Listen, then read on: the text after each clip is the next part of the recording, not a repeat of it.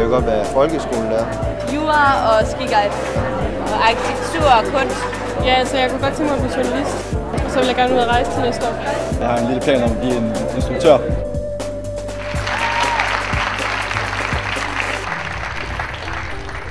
Jeg skal ind og se folkeskolelærer lige om lidt.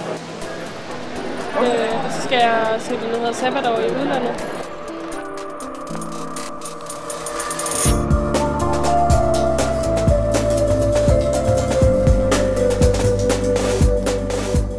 Det ser helt godt ud, og folk er venlige og imødekommende, og ja, jeg synes, det er et rigtig fedt sted at komme.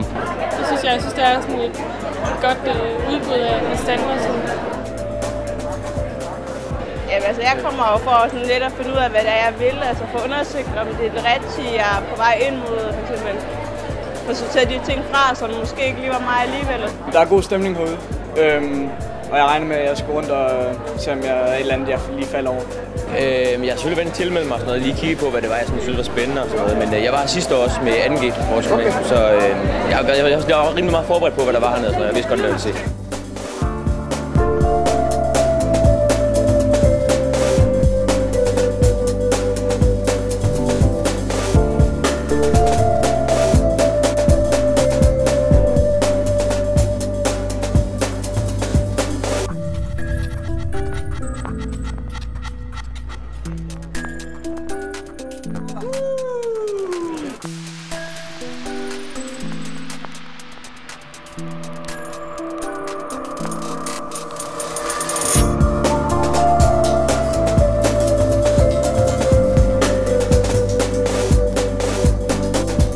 Jeg ved ikke lige, hvad jeg vil efter gymnasiet endnu. Jeg kunne godt tænke mig at komme på højskole, så det er meget rart, at man lige kan få at vide, hvad tilbyder de forskellige højskoler. Jeg skal ind og høre om jura og om humanistisk informatik og om...